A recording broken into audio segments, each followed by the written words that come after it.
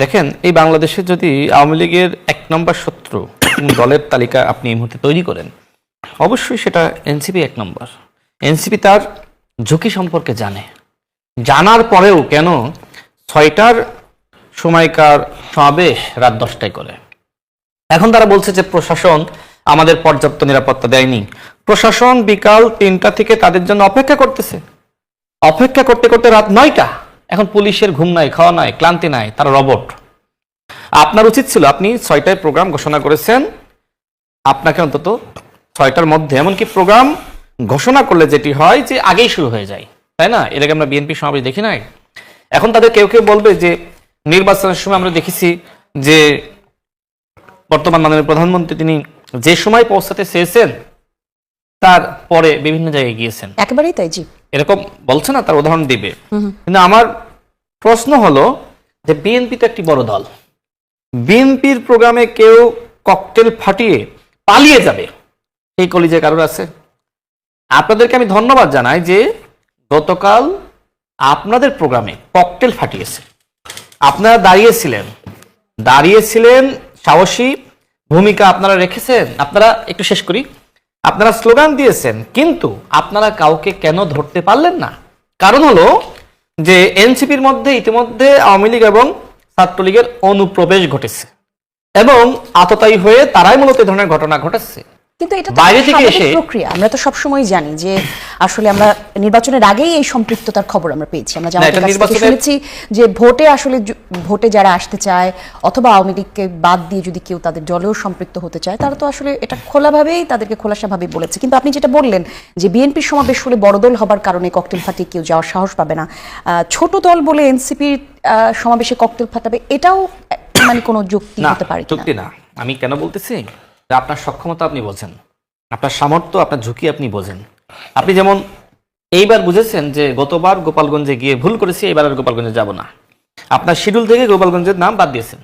তার মানে আপনি বুঝেছেন যে এইবার যদি আমি গোপালগঞ্জে যাই আবারও একটা অকারেন্স হতে পারে, সুতরাং আপনি জাননি সেখানে, আপনাকে সাধুবাদ জানাই। আপনার ঝুঁকি আপনি বোঝার সেই সক্ষমতা অর্জন করতে পেরেছেন। তাহলে 6টার প্রোগ্রাম যে আপনি 10টায় রাত 10টায় করলেন, আপনার ঝুঁকি আপনি কেন বুঝতে পারেননি? আমি সেটাই বললাম। কিন্তু রাজনৈতিক সমাবেশগুলো তো আসলে লম্বা হয়, বড় হয়, পথসভা হলে যেটা হয় নির্বাচনী মৌসুম না, সে কারণেই তো প্রশাসনের কাছ থেকে সহায়তাটা প্রশাসন সহযোগিতা করেছে তাদেরকে। যেখানে আসলে গতকাল নিশ্চয়ই ঢাকা জেলার এসপির বক্তব্য শুনেছেন, যেখান থেকে তাদের আসলে নিরাপত্তা দেওয়ার কথা না, তারপরেও ঢাকা জেলা পুলিশ তাদেরকে সেখান থেকে নিরাপত্তা দিয়েছে, নিরাপত্তা প্রটোকল দিয়েই তাদেরকে ওই প্রোগ্রামে এনেছে। কিন্তু কথা হলো যে আপনার লোকই যদি এই ধরনের ঘটনা ঘটায়, নাহিদ ইসলাম এর আগে কি বলেছিল, ছাত্রলীগের যারা আছেন, যারা কোনো অন্যায় করেন নাই, তারা আমাদের দলে যুক্ত হতে পারেন। তো নাহিদ ইসলামের আহ্বান শুনে ছাত্রলীগের লোকজন, আওয়ামী লীগের লোকজন তো এনসিপিতে যুক্ত হয়েছে। এখন তারা তো নিজেরাই আততায়ী হয়ে এই ধরনের ঘটনা ঘটাচ্ছে কিনা সেটা তো আমাকে খতিয়ে দেখতে হবে। দেখেন সেখানে 200, আমি শেষ করি, 200 বা 300 মানুষ ছিল। এখন এই 200 বা 300 মানুষই তাদের, মনে করেন যে অতীতে একজন ছাত্রলীগ করতো, সে তো এনসিপি করার জন্য সেখানে যায়নি, তার উদ্দেশ্য খারাপ, তার এজেন্ডা খারাপ, তাকে শেখ হাসিনা এজেন্ডা দিয়েছে, সেই এজেন্ডা বাস্তবায়ন করার জন্য মূলত প্রকৃতপক্ষে আওয়ামী লীগের কর্মী এনসিপিতে যুক্ত হয়ে সে এই ধরনের অঘটন ঘটিয়েছে। সুতরাং এনসিপির উচিত সতর্ক থাকা, সাবধান থাকা, এবং কেন তারা আসলে ছাত্রলীগকে এইভাবে তাদের দলে যুক্ত হওয়ার ওপেন আহ্বান করলো সেটি নিয়ে নাহিদ ইসলামকে এখনো পর্যন্ত অনুতপ্ত বোধ করেছে না, সেটাও তো এক ধরনের প্রশ্ন। না, সেটা তো ওপেন সিক্রেট। আপনার উপজেলায়, আপনার ইউনিয়নে, আপনার গ্রামে কে আওয়ামী লীগকে, ছাত্রলীগকে, আওয়ামী লীগের রাজনীতি করে অত্যাচার করেছে, নিপীড়ন করেছে, আপনি চিনেন না? সুতরাং এনসিপির যারা নেতৃবৃন্দ আছে তারা তো জানে যে আমার এলাকায় কে আসলে ছাত্রলীগ থেকে আমার দলে এসেছে। নাহিদ ইসলাম নিজেই তো ঘোষণা দিয়েছে যারা অপরাধ করে নাই, ছাত্রলীগ করলেও আমাদের দলে আসতে পারে। যেখানে আন্তর্জাতিক অপরাধ ট্রাইব্যুনালে আওয়ামী লীগের, ছাত্রলীগের বিচার হচ্ছে দল হিসেবে, তাই না?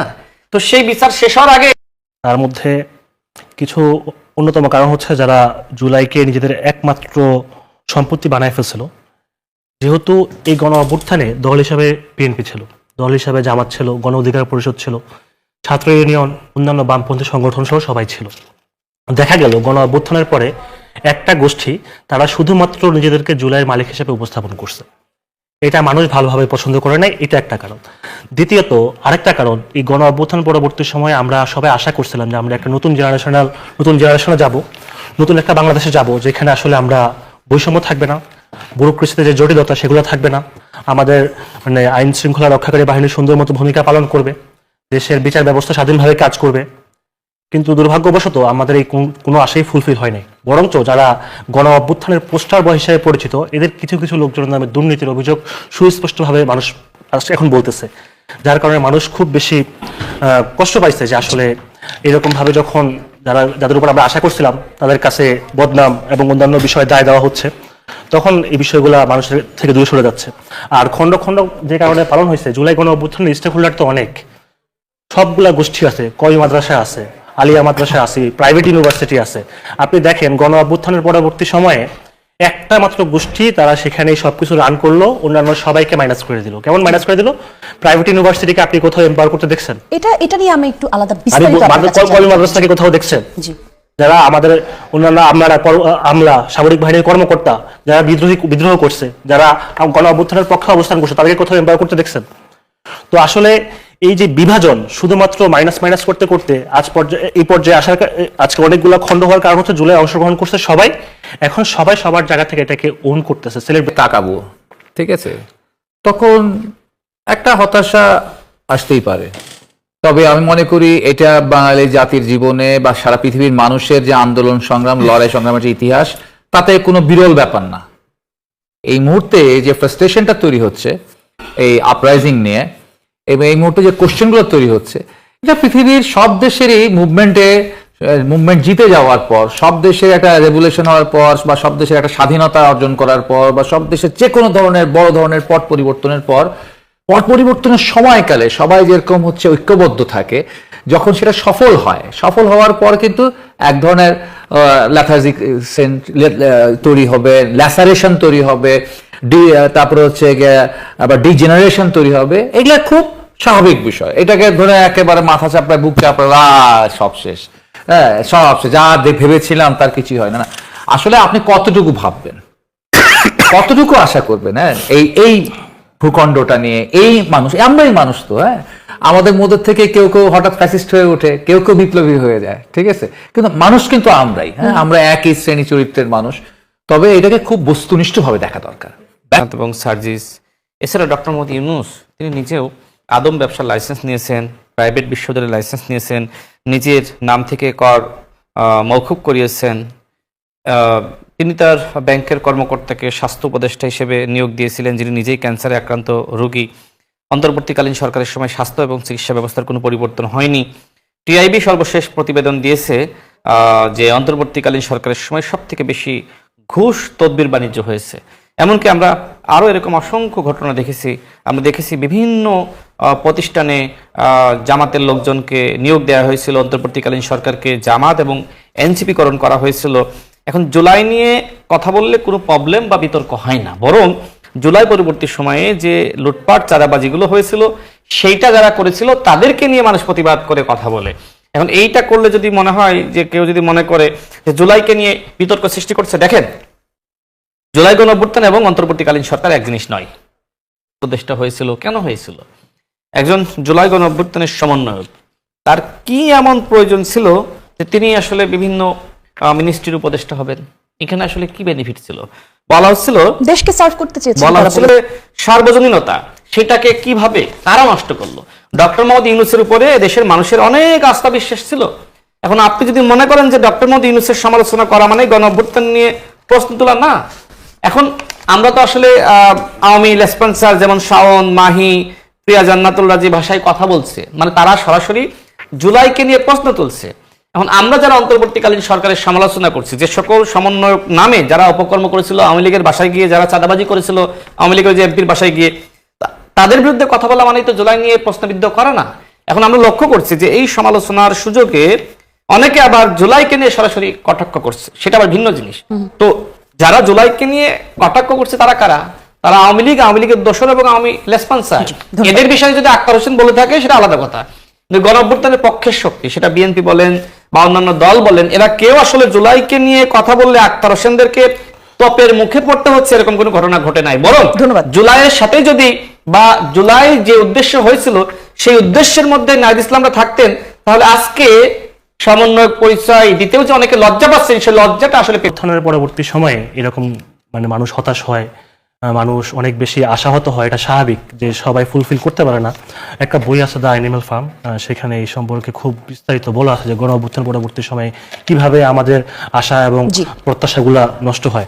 তবে এটা সত্য যে ভাই যেটা বলছিলেন যে জুলাই গণ অভ্যুত্থান যে সফল হয় না এটা বলা যাবে না, এখানে অনেক বড় সফলতা আছে। 17 বছরের একটা রেজিম হাসিনার জগদ্দল পাথরের মতো জাতির বুকের উপর চাপা বসছিল, তাকে আমরা দিল্লিতে পাঠিয়ে দিচ্ছি, এটা বিশাল বড় অ্যাচিভমেন্ট। তারেক রহমান দেশে ফিরে আসছেন, জামাত নিবন্ধন ছিল না, নিবন্ধন পায় তারা আজকে বিরোধী দল হয়েছে, অনেক বড় কিছু। ভিপি নুরুল হক ভাই মায়ের খেতে খেতে রাস্তায় পড়েছিল, সে আজকে মন্ত্রী, এটা অনেক বড় চেঞ্জ। আমাদের দেশে যারা কথা বলতে পারতো না, ফ্রিডম অফ স্পিচ ছিল না, আমরা এখন নির্বিঘ্নে কথা বলতে পারতেছি। সো আমরা টকশোতে বসে সরকারের সমালোচনা করতে পারতেছি। জুলাই আমাদেরকে অনেক বেশি দিচ্ছে। পুরোপুরি সফল যদি বলা না যায়, একেবারে বিফলও বলা যাবে না। তবে হ্যাঁ, জুলাইকে কুক্ষিগত করার চেষ্টা করা হয়েছে, এটা সত্য। এবং শুধুমাত্র এক কেন্দ্রিক একটা গোষ্ঠীর ভিতরে জুলাইকে সংকুচিত করতে গিয়ে আজকে জুলাইকে অনেক মানুষ ওন করা যায় এমন না, ওই গোষ্ঠীটাকে পছন্দ করে না যারা জুলাইকে কুক্ষিগত করতে চাইছে। আপনি বলছেন যে অনেকেই এবার ভাগ ভিন্ন হয়ে জুলাইকে উদযাপন করতেছে, আমি তো এটা অনেক আশার চোখে দেখি। এটা তো ভালো, যত বেশি স্টেক হোল্ডার এটা উদযাপন করবে, তত বেশি জুলাই আমাদের মধ্যে প্রাসঙ্গিক থাকবে। আর যারা জুলাই বিরোধী শক্তি, মূলত বাংলাদেশের জুলাই বিরোধী শক্তি যারা এই পর্যায়ে শাওন বলেন, মাহি বলেন, এটা তো হচ্ছে শুধুমাত্র একটা ছোট্ট ট্রেলার, এর পিছনে তো অনেক বড় নাটক আছে। এই ফ্যাসিবাদের যে গ্রুপটা, এরা জুলাই কোনো সমস্যা না, সমস্যা হচ্ছে যে এদের যে অকৃত অপরাধ, এরা যে গণহত্যা চালাইছে, এটার দায়টা এরা কখনো নিতে চায় না। আজ পর্যন্ত আওয়ামী লীগ একটাবার ক্ষমা চায় নাই, শেখ হাসিনা একটাবার ক্ষমা চায় নাই। এদের যে দল হিসাবে এরা একটা ফ্যাসিবাদী কাঠামো, ন্যূনতম গিল্টি নাই। তো সেই ক্ষেত্রে যারা জুলাইকে কুক্ষিগত করছে, এদের যেরকম অপরাধ আছে সত্য, সেই ক্ষেত্রে মানুষের ভালোবাসা থেকে আজকে তারা বঞ্চিত হচ্ছে। কিন্তু যারা জুলাইকে বিতর্কিত করার চেষ্টা করছে, এরা আরো অনেক বেশি বড় অপরাধী। আজকে মেহের আফরোজ শাওন 1,500 মানুষ জীবন দেওয়ার পরে পাবলিকলি এরকম একটা স্ট্যাটাস দেয়, তারপরে তাকে মব করা হয়, তার বাসায় হামলা করা হয় না, এটা নিশ্চিত করে বাংলাদেশে এই মুহূর্তে আইনের শাসন আছে। তো তারা সহজেই বেপথ হবে, এটাই খুব স্বাভাবিক। কিন্তু এই বেপথ কতটা হবে কি হবে না, সেটা নির্ভর করে হচ্ছে যারা সিনিয়র থাকে, যারা নেতৃত্ব করে, যারা হচ্ছে এই তরুণদের রক্তের বিনিময়ে যারা ক্ষমতায় আসে বা ক্ষমতার আশেপাশে থাকে বা ক্ষমতার বারান্দায় ঘোরাঘুরি করে, তারা তাদের সেই দায়িত্বটা নিতে হয়। প্রথম যদি বলেন এই যে স্খলন হলো, এই যে একটা স্খলন হলো, এই ধরেন এক ধরনের, এটা কি বলবো, একটা উদ্বাস্তু কবিতা পড়েছিলাম যে কেউ উৎখাত হয় বাস্তু থেকে, কেউ উৎখাত হয় আদর্শ থেকে। এই যে আদর্শ থেকে উৎখাত হওয়া উদ্বাস্তু একটা বিশাল অংশ দেখতে পাওয়া যাচ্ছে, তাদেরকে হচ্ছে হাতে ধরে এই ছেলে মেয়েদেরকে নষ্ট করা হয়েছে। এটা ছেলে মেয়েদের দোষ না, তাদের অভিভাবকত্বের দায়িত্ব যে নিয়েছিলেন, ঠিক আছে, তিনি তাদের মধ্যে হচ্ছে ক্ষমতার স্বপ্ন দেখিয়েছেন, তিনি তাদের মধ্যে অর্থের স্বপ্ন দেখিয়েছেন। ফলে যারা নতুন বন্দোবস্তের কথা বলেছিল, তারা নতুন বন্দোবস্ত তৈরি আর করে নাই, বরঞ্চ তারা সবচেয়ে পচা, মানে বস্তা পচা বন্দোবস্ত, যাদের কাছে আরো বড় গণহত্যার লিগেসি যাদের আছে, 30 লক্ষ মানুষকে যারা হত্যা করার লিগেসি ধারণ করে, যারা 2 লক্ষ মা বোনের ধর্ষণের দোষর, এই জামাত ইসলাম, তাদের সাথে যায় এই তরুণরা হচ্ছে নির্বাচনে ভোট পাওয়ার জন্য, আসন পাওয়ার জন্য তাদের কাছে গেছে। অথচ তাদের স্লোগান ছিল যে আমরা নয়া বন্দোবস্ত কায়েম করবো, পুরাতনকে তারা কোনো আদর্শিক জোটে যায়নি শুরু থেকেই, যেটা আসলে এটি তো মজা। আপনি তাহলে এটা পাবলিকের কাছে ক্লিয়ার করেন, ভাই আমি আপনার কাছে ভোট চাইতে আসছি, আমি নেতা হইতে আসছি, এমপি হইতে যাচ্ছি, কিন্তু আমার আদর্শটাকে ব্যাংকে রেখে, আদর্শটাকে রেখে দিয়ে আমি কৌশলগতভাবে আপনার সাথে আসছি, ওই কথা বলেন। তাহলে আমি জুলাইকে ডিপ ফ্রিজে রেখে আসছি, ঠিক আছে, এখন জুলাই করে খুব লাফালাফি করতেছেন। আসলে আপনাদেরকে দেখলেই মানুষ বিভ্রান্ত হয়। আপনাদের যে অতীতের কৃতকর্ম, এই মাঝখানে যে কৃতকর্ম গত 16 মাস 17 মাসের, এই কৃতকর্মের জন্যই হচ্ছে গিয়ে এখন জুলাই বিরোধী শক্তি কিংবা গণঅভ্যুত্থান বিরোধী শক্তি কিংবা পতিত স্বৈরাচারের পক্ষের মানুষরা অন্তত আত্মবিশ্বাসের সাথে কথা বলবার সুযোগ পাচ্ছে। এই সুযোগটা তৈরি করেছেন আপনারা। কিন্তু মাথায় রাখতে হবে একটা জিনিস, কথা বলবার অধিকারী আমাদের যারা বাঙালি কমিউনিটির, তারা কিন্তু পালন করে এবং সে দেশের সরকার কিন্তু সুযোগ দেয়। বাংলাদেশে যেটি হয়েছে মূলত আমেরিকার যে 250 বছর পূর্তি, সেটার আসলে স্বাধীনতা দিবস তারা পালন করেছে এবং এক্ষেত্রে সরকারের পক্ষ থেকে না, সংসদের একটি সংগঠন, সেই সংগঠনের পক্ষ থেকে এই আয়োজন করেছে। তো এইটাতে আসলে আমাদের স্বাধীনতা সার্বভৌমত্ব যে দেখো, যদি অন্য যে পরাশক্তিগুলো